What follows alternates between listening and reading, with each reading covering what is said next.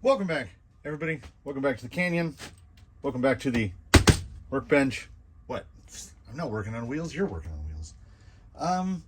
Welcome to the weekly update, State of the Canyon for the 7th of October. Primarily two things to talk about indoors. One is a personal triumph in which I get very used to the way things are, right? So I've had that pump, that fountain, running in my little pond out there for some time now. This guy. And I went out there one morning in the past week, and it was that too quiet, like you don't know what's missing, but something's missing. And I go over there and I think, oh, there's no water coming up. So for whatever reason, that pump likes to roll over every once in a while and just pump water underwater, or it likes to drift over to the edge of the pond and pump 50 gallons of water out before I notice what's happened. But no, this time it had stopped. And I was like, oh, it's gotten clogged with the gunkus before. I'll just pop it apart. And I pull it apart, and it's essentially like, think of it like, I should just grab one. Think of it like an outrunner motor, but the coils are in the body of the pump. And then there's a shaft with the magnet on it, and there's a impeller, yes, thank you, impeller attached to the front of that. So it all just rides on this center shaft. Now, what's unique about that is that the shaft is fixed, and the rotor, we'll just call it a rotor, the rotor and impeller spin on that, right? So the magnetic force is being generated, the electrical force is being generated inside the actual case of the pump, like a sealed system. And then this guy just rotates. That way it's the only part that's in the water. So it rides on a shaft that is essentially like this. This is just a 3mm hinge pin. It's a little bent, it's very old. But it rides on a 3mm shaft that's right about 80 millimeters long. So 3 by 80, too long to be a hinge pin, but effectively like that. Only after it's been in the bottom of a pond untouched for like a year and a half, it looks like this. So this was the back, where it was the back, and the impeller was up at this end. There's supposed to be a little bushing right here on this end. It was just gone. So this whole thing was just flopping around, and it wore the entire shaft. As you can see, some parts are down to that blade right there. That's under a millimeter. So this thing was shot. I mean, look at how eccentric that front end has gotten.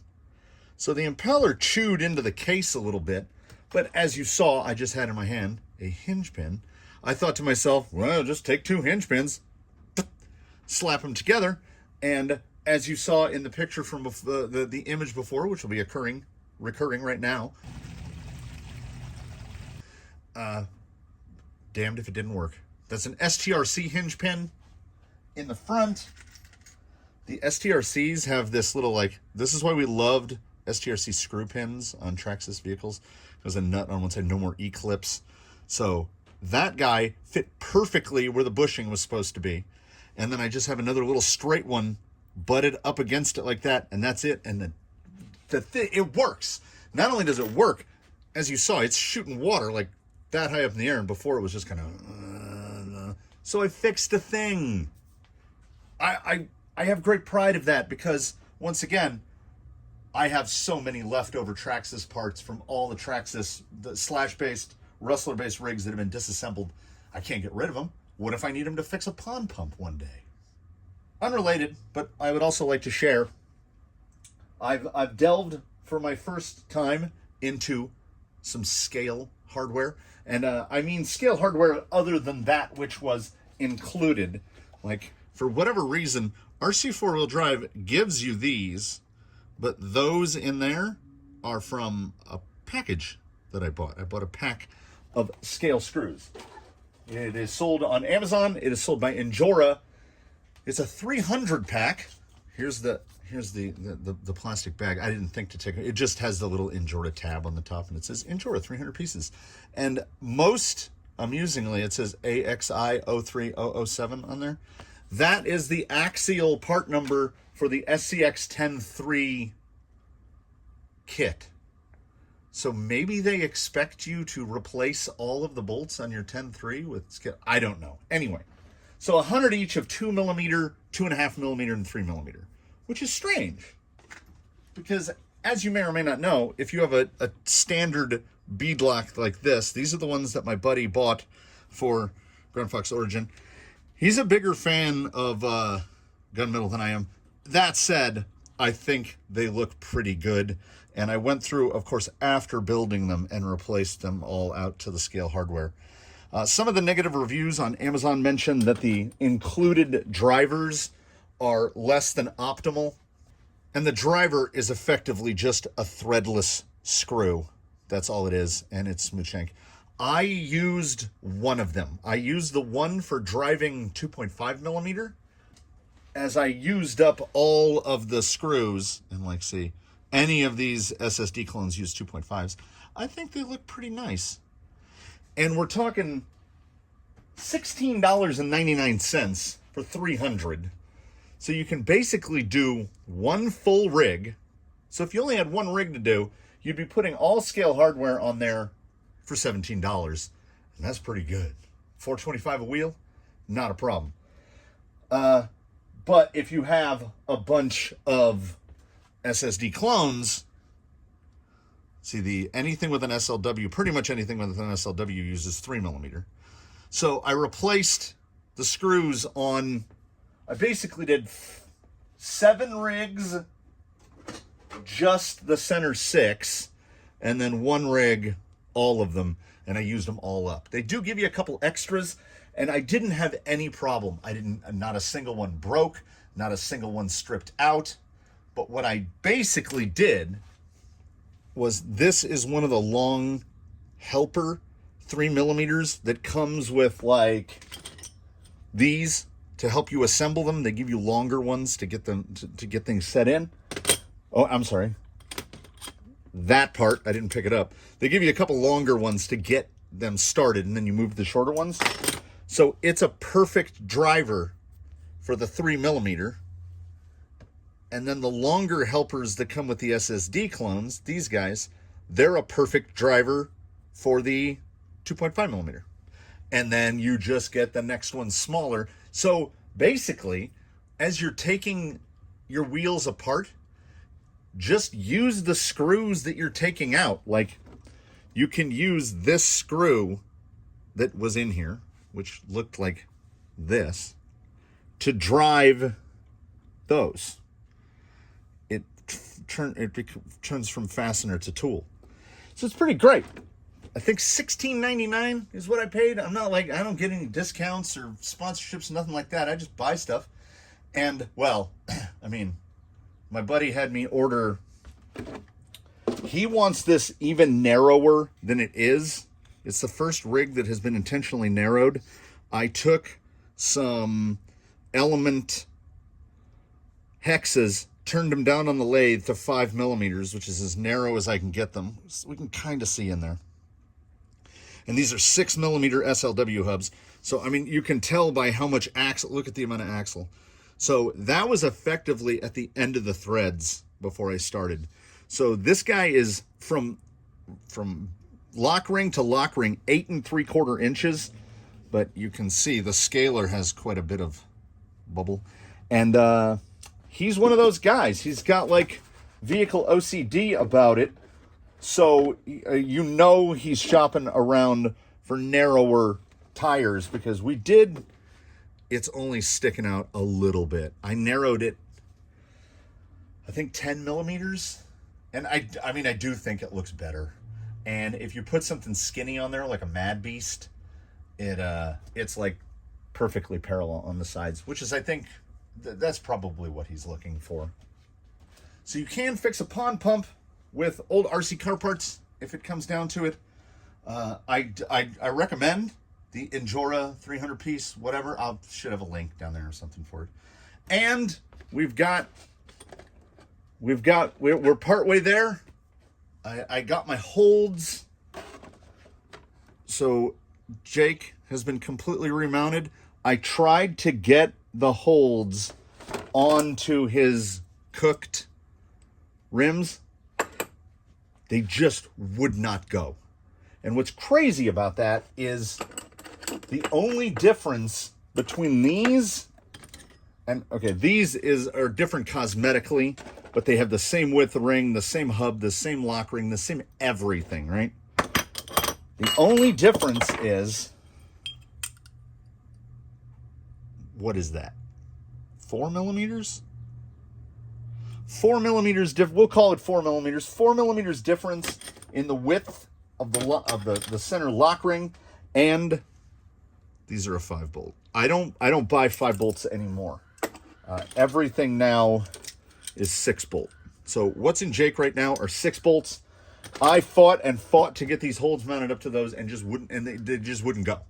So I figured they needed to be trained.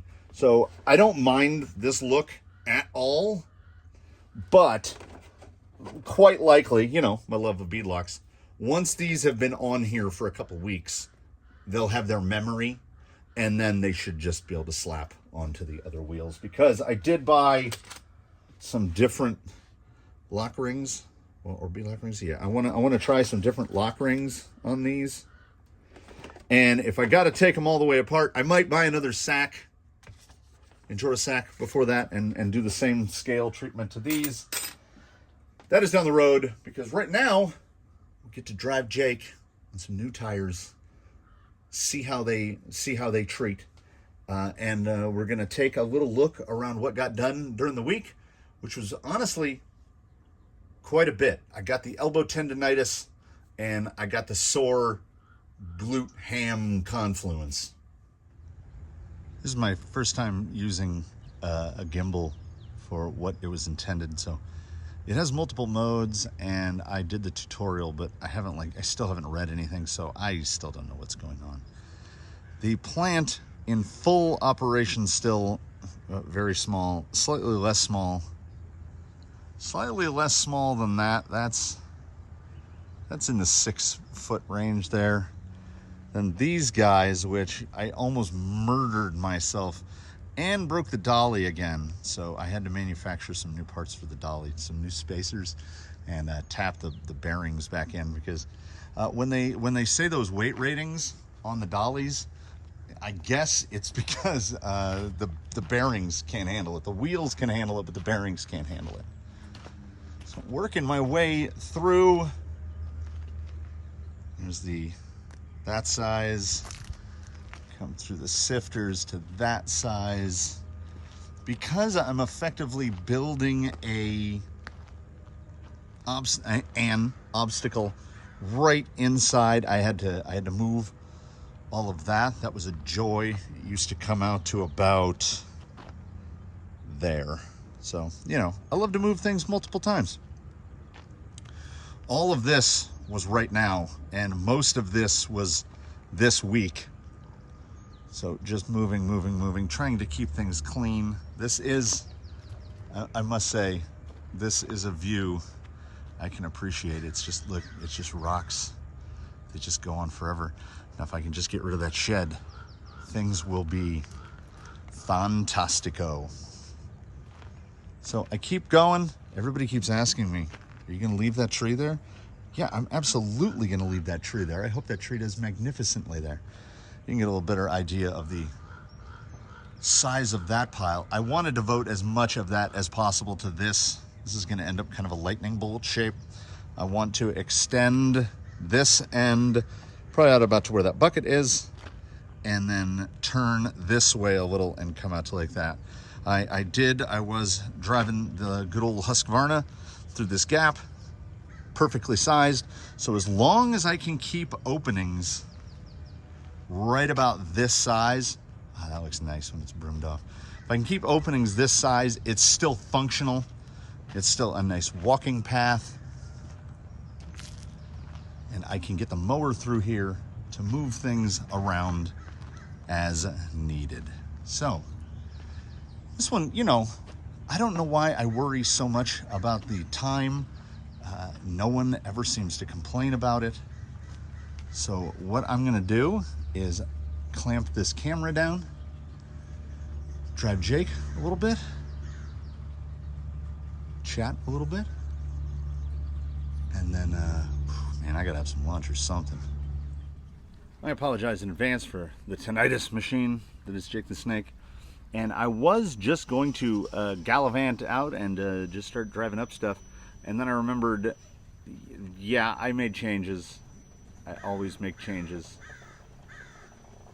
And I had to see if those changes were proper choices. Oh, I might still have a little slippery stuff on the rears, and I may have made an error, which is, okay, I put J-Concept's mediums in the holds in place of the normal hold foams, which are firm, and then I put a slightly softer than medium foam in the front. That's far too wide. That doesn't tell me anything. Also, on this particular wheel set, as you can see there, he's pretty wide. I think he's 10 3/4. That's the only set of hubs I have. I think I need hubs that are maybe 4 millimeters narrower. I think he could stand to pull in about 8 millimeters. I'm not going to make any changes directly after this drive session. I wanna give it a little break-in time on the foams and the tires. Yeah, see, the holds are just, yeah, they're almost there. And you know, I have to think more of the tires like shoes, where in most cases they're never going to be maximum comfort straight out of the package.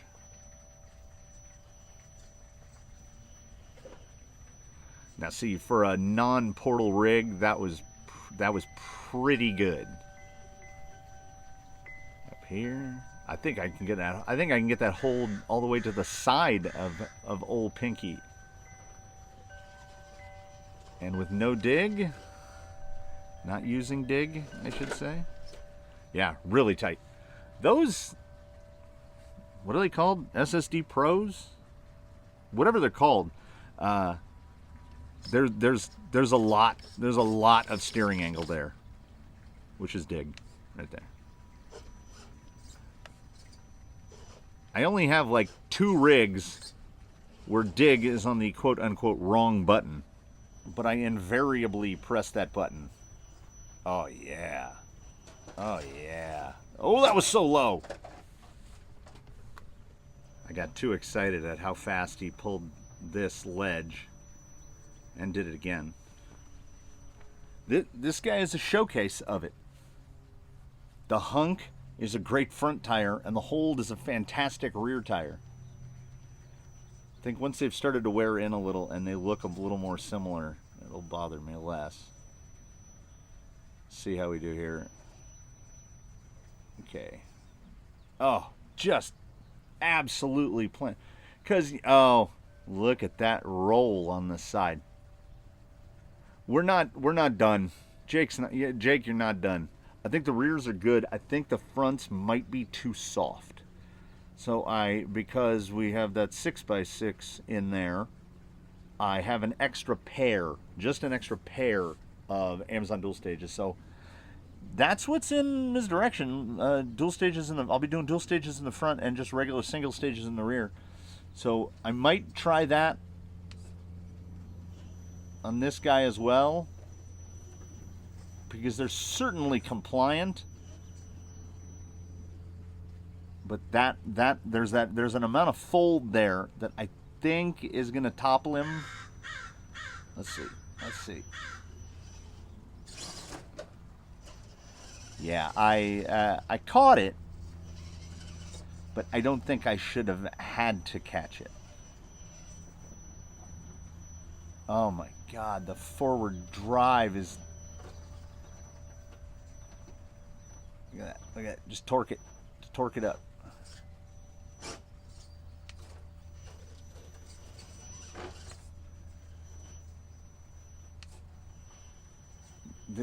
It's such a good dig combo. It's crazy.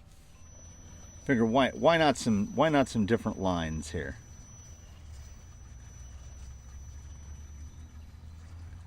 The key is getting that tire up over that ledge, which he did perhaps too easily. Let's see if that holds.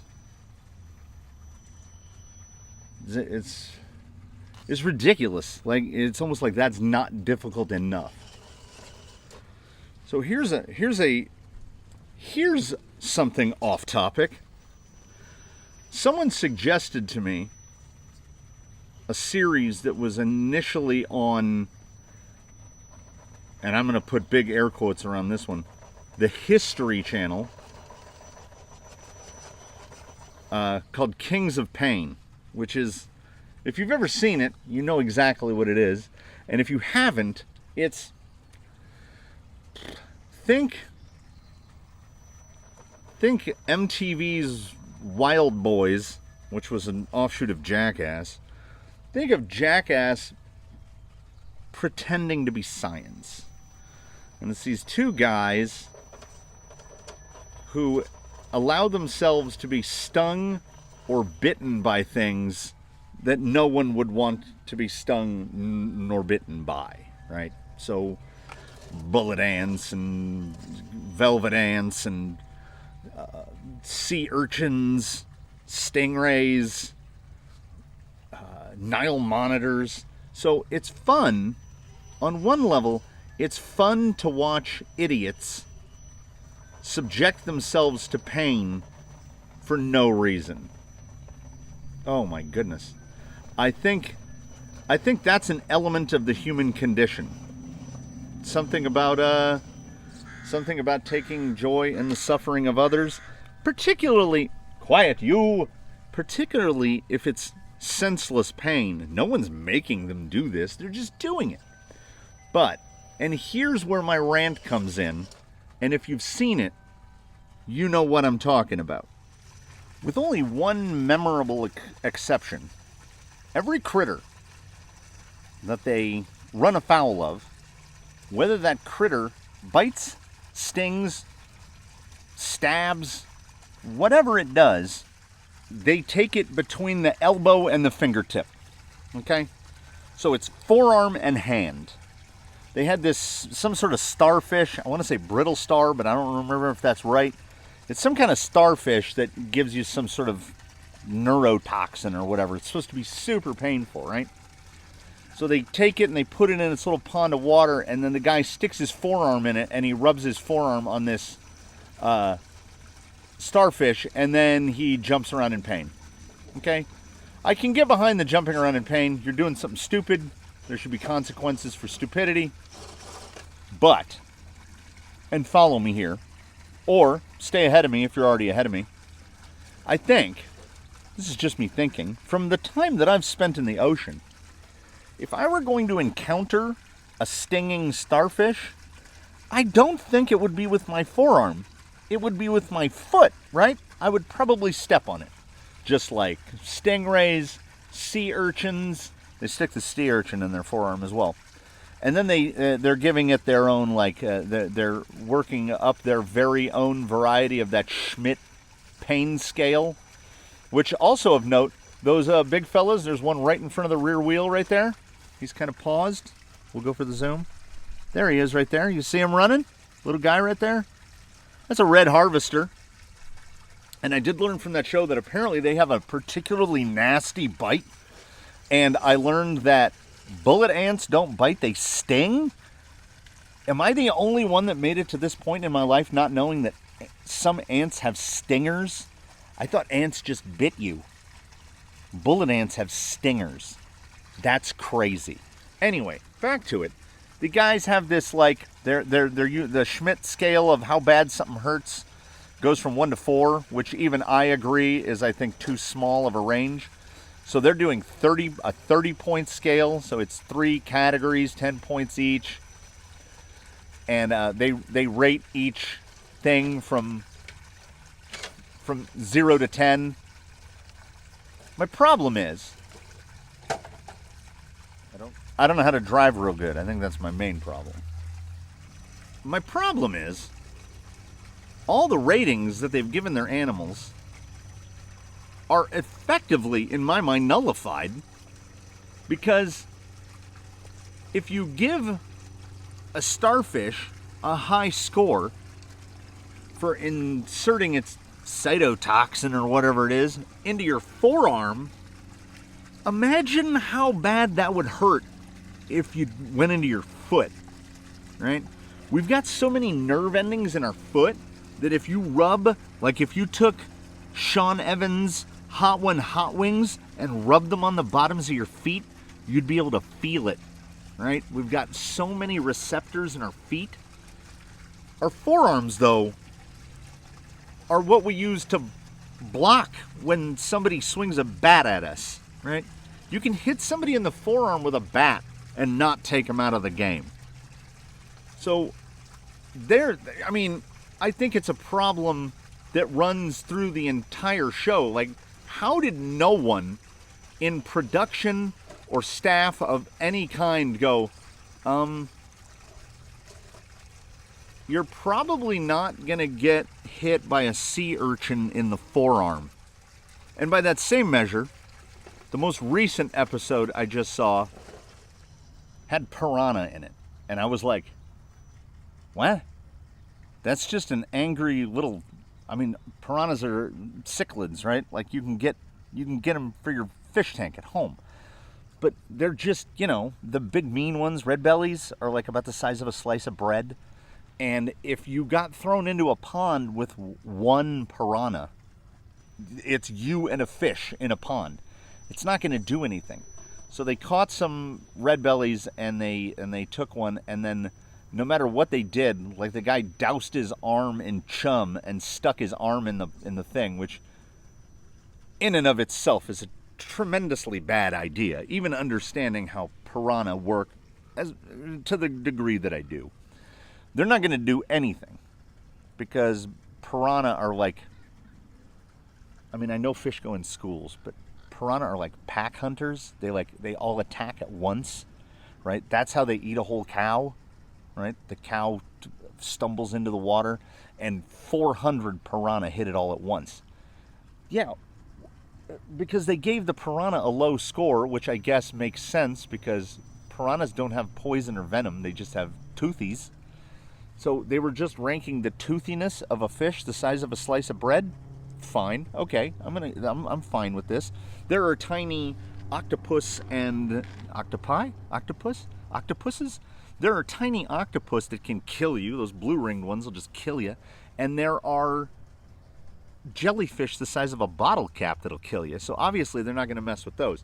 But one piranha, yeah, I'm never in my life, even if I find myself abducted, transported, dropped in the Amazon basin, I'm never going to find myself concerned over one piranha.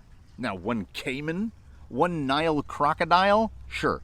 But one piranha, no. But if somebody says, oh yeah, don't go in that stream, it's full of piranha. Well, yeah, then no, I'm not going to go in there. So they gave it a low score because it doesn't have a tremendous amount of bite force. If you've ever looked at an image of a piranha, it's got a tiny little meep, meep, meep with its little teeth on it. It's not going to do a lot of work. But put 400 of them in there. Get in a bathtub with 50 piranha. Your score will be death. They will eat you. So, but you know what? At the end of the day, obviously they win because I keep watching. So if any of you tune in routinely to this channel for similar reasons, that's fine. I'm okay with that. I don't consistently make the best choices. That's okay. Sometimes, like in the case of crowd favorite Boom Racing Hustlers, if I make a bad decision, perhaps it can save some other people from making the same bad decision. This tire combo is so good. It's so good. This guy goes, Jake goes wherever he wants, and his Artful Dodgers inspired lineage. Look at that dig. He's a dig monster, and just the right amount of suspension flex, just the right amount of movement. Everything about him, I mean, I don't want to say it, but so good. I'm starting to think the suspension in the front, like, I don't know, I might either need to stand the front shock up a little, or perhaps, gasp, go up a rate. The front, he's bonking in the front quite a bit. Now here's that impossible, the impossible. Good low speed. Come on. Because that tire, where the passenger front is hitting, get it. Yeah, you got to get right there. Look at that hold. Ooh, that's a hub snapper right there. We're clear. I don't know. The lightweights in the front, they don't seem to be harming the side hill too much. Ooh, that is, oh, that valley should not be approached from that attitude. See, a little more squash in the front. I don't know why I put softer foam. Yeah, there's a lot of, we'll call it bleed. There's a lot of bleed in that. It's just really mashing over on the side. And I don't know if that's hurting his ability to paw up, like right there. He definitely needs a couple of packs in this configuration before I make any decisions, because like I wonder about the foam. I wonder about the front springs. Maybe none of it needs to be changed. Maybe we're just seasoning stuff in together. We'll dig around. Oh, he's so good. So good.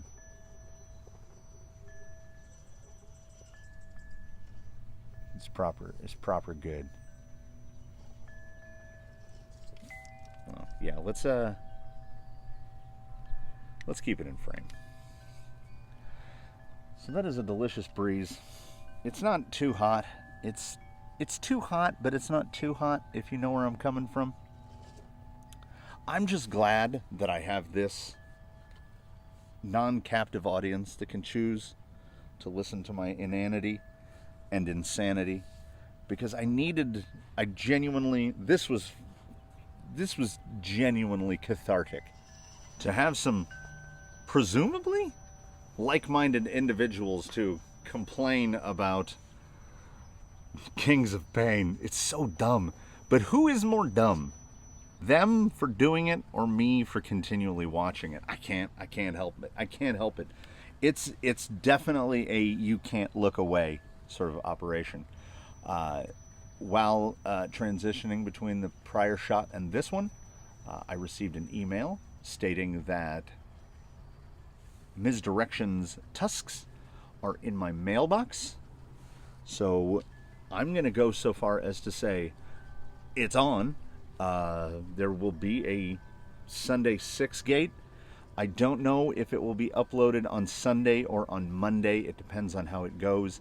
It depends on, I think, what venue. I think the venue will most likely be the one that has the ramp at one end that I just can't, like the names come, they just come, like they appear. Like the thing to my immediate left became Undertaker, the one immediately in front of me, you see the sign there, Dry Bone Valley. Their names arrive organically, and I don't know. I feel like any of the names I've considered so far, I feel like I'm forcing it because I'm like, uh-oh. The uh-oh wasn't the light. The uh-oh is, can I get out of that without falling into the trench? Yeah. Get him out of there, Jake. Yeah, Jake wins. So any name I think of, I'm like, oh, that's a song title that I like. I guess maybe part of it is I haven't wielded enough to feel like I've established the persona of that obstacle, if that doesn't sound too hippy dippy or weird. But it'll come. So that will be the venue. I don't know if it's going to be a straight 6 gate or if they're just going to do like a lines challenge where we pick lines. Like there's the official notch over there. There's another sort of hockey stick shape that kind of replicates what's over here in Dry Bone Valley. There's some really good individual lines over there. I don't know if I'm going to string them together or if I'm just going to have them go head to head to head, because what did I say? Jake, Misdirection, and the Tranquish. So those 3 will be facing off this Sunday to be uploaded either that day or the following. So the poor Tonka, which really needs to find a better home. He is in a terrible place. He's in a better place, because when he was right up here, everybody that was trying to swing this pivot around here would run into him. So I won't be putting that back. Dry Bone Valley, this particular section, I'm considering this right here is like a blank slate. I want to build that out. I want to get some stuff that's tough. But I wasn't being lazy. No. I was doing what you're supposed to do, which is it takes 30 days for this stuff to cure. So I was waiting for a little bit of cure to come in before I start putting anything else on top of it, because I honestly, I don't know how rugged any of this stuff is. Like, somebody could hit this too hard with a rig and maybe break something. I don't know. It feels pretty sturdy when I'm walking on it, but I don't know. It was made by a madman with a wheelbarrow. Can we claw that? Oh, yeah. He's real close. I don't know if the foams are right or if the foams are wrong. I don't know if the springs are right or the springs are wrong. I do know this. Nobody gets Monday off. It's not a holiday anymore. They couldn't even continue the holiday and give it to the indigenous peoples. I remember getting Columbus Day off from school, like elementary school, when we still, back in those days when you had, I remember times where December 23rd would be the last day of school before Christmas break, and you had Christmas Eve through New Year's Day, and sometimes we were back on the 2nd, depending on what day it fell on. They didn't care. Now kids get like the month of December off. So we got a whole bunch of holidays during the year to make up for it. But now, holidays don't mean anything to me. I work from home. I do this regardless of what day it is. So on this non-holiday weekend, I hope the weather treats you as well as it's treating us here in ordinarily sunny and sweaty SoCal. It is spinning around. It's like 88. Now in the shade. On the sun hot, sun bad. So we stick to the shady areas, and that's why any tree that wants to plant itself out here is more than welcome. So during this weekend, I do indeed hope that you are treated with good weather. If you are in some place that has nasty weather, like Florida or something like that, I hope you're doing well. I hope you do well. I hope you get out and do some wheeling. I hope you have a wonderful weekend. I hope that you like. I hope that you've subscribed. I sincerely hope you comment below. And above all else, I hope that you all have a good one, everybody. We'll see you in the next one.